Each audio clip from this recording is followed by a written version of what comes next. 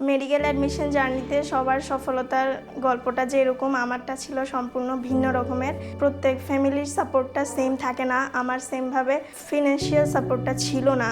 আল্লাহর ইচ্ছা ছিল বলে এতটুকু আসতে পারছি। আমার এই জার্নিতে বাবা মায়ের সাপোর্ট অনুপ্রেরণা যথেষ্ট ছিল। আমার মেয়ের যে পরীক্ষার স্ট্যান্ডার্ড গ্রেড দেখে আমার বলছে যে আপনার মেয়ে 1 থেকে 10-এর ভিতরে থাকবে। আলহামদুলিল্লাহ আমার মেয়ে সারা বাংলাদেশ ৪র্থতম হয়েছে। এটা আমি আল্লাহর কাছে শুকরিয়া। এটা আল্লাহ নিজে হাতে দিছে।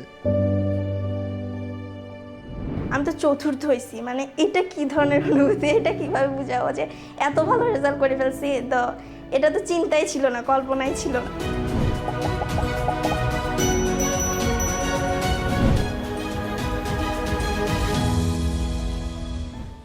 আসসালামু আলাইকুম, আমার নাম মিসকাতুল জান্নাত সাদিয়া।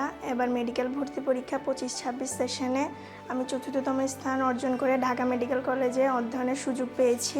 আল্লাহর দরবারে অনেক অনেক শুকরিয়া।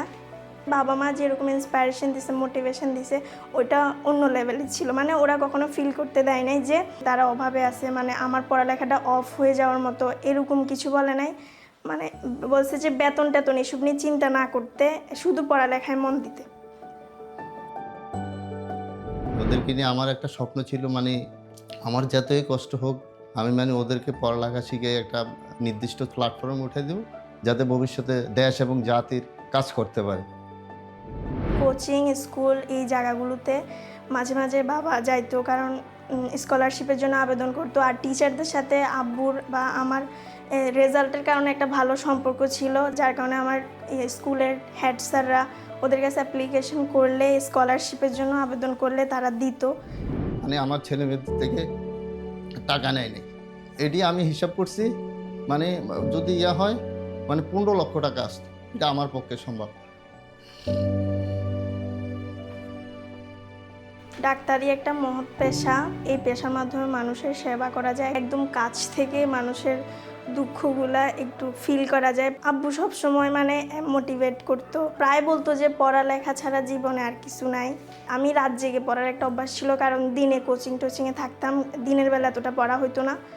সন্ধ্যার পর থেকে মেনলি পড়াটা শুরু হতো, আর এই 3টা-4টা পর্যন্ত পড়তাম। তো যত রাত পর্যন্ত পড়তাম আমার বাবা আমার পাশে বসে থাকতো।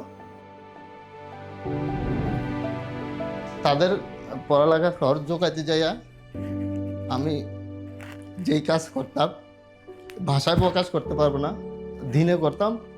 তারপর দেখতাম যে আমার ফ্যামিলি চলতেছে না, তখন আমি রাত্রে পর্যন্ত করছি, সারা রাত পরিশ্রম করছি।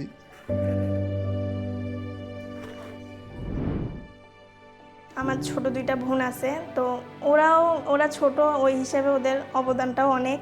যেমন আমি যখন পড়ালেখা করতাম তখন ওরা একদম সাইলেন্ট থাকতো, পড়ালেখা করতো না, কারণ তো ওরা বুঝতো। আর মাঝে মাঝে একটা না তো 4-5 ঘন্টা পড়া যায় না, তো পড়ার মাঝখানে একটু তো ফ্রেশ মুডটা একটু ঠিক করার জন্য উঠতাম। তাদের প্রশ্ন খুবই স্ট্যান্ডার্ড হয়, বেশি কঠিনও না বেশি সহজও না। আবার প্রশ্ন অ্যানালাইসিস করলে দেখা যায় যে তাদের কোশ্চেনগুলা গতানুগতিক মেডিকেল ভর্তি পরীক্ষায় যেভাবে আসে এমনই ছিল তাদের প্রশ্নগুলা, তাদের প্রশ্নের মান। ইভেন ওরা রিডিংয়ের ভেতর যে এত খুঁটিনাটি কোশ্চেন করা যায় ওদের থেকে আমি পড়াটা আসলে শিখছি। ভুলগুলা মিস্টেক্সগুলো ধরতে পারছি ওদের এই এক্সামগুলো দেওয়ার মাধ্যমে। সামনে যাতে এই ভুলগুলো না হয় বইয়ের মধ্যে মার্কিং করে রাখতাম। অনেকে বলে যে ভুলের জন্য আলাদা খাতা বানাইতে, কিন্তু আমি আলাদা কোনো খাতা বানাই নাই, আমি বইয়ের মধ্যে মার্ক করে রাখতাম। তাহলে আমি যখন পড়তাম পরবর্তীতে রিভিশনের ক্ষেত্রে আমার সুবিধা হতো। মিস্টেক্সগুলো দেখতাম, যেখানে বেশি ভুল করছে ওগুলো বারবার পড়তাম, বেশি বেশি পড়তাম। অ্যাডমিশন জার্নিতে হতাশা এটা আসবেই, এটা প্রত্যেকেরই আসে। কারণ সবসময় তো একটা ফ্লোতে থাকা যায় না, আপ ডাউন থাকে। তো প্রথম দিকে আমার মার্কগুলো ছিল 90 আপ, একদম সত্যি কথা যদি বলি ফার্স্টের দিকে আমার মার্কগুলো ছিল 90 আপ। কিন্তু যেই একটা ঘোষণা দিল যে কোশ্চেনের মান একটু করবে, 15 মিনিট বাড়াই দিছে, তারপর আবার মানবিক গুণাবলী অ্যাড করছে, তো তখন থেকে কোচিংয়ের কোশ্চেনগুলো একটু একটু হার্ড হইতে শুরু করছে। তখন আমার মার্কস আমার ডাউন হয়ে গেছে, 80-র ঘরে চলে গেছে, 70-এর ঘরে চলে গেছে। তো তখন হতাশাটা কাজ করতো যে আমার দ্বারা কি হবে না। কিন্তু তাও আমি আল্লাহর উপর ভরসা রাখছি যে না, ইনশাল্লাহ হবে। বেশিরভাগ সময় দেখা যায় র্যাঙ্কিং 2000, 3000, তারপরে 500-600 এরকম আর কি। তো র্যাঙ্কিংয়ের দিকে তাকানো যাবে না। ভাইয়ারা এটা প্রায় বলতো যে র্যাঙ্কিংয়ের দিকে তাকালে তুমি হতাশার দিকে চলে যাবা।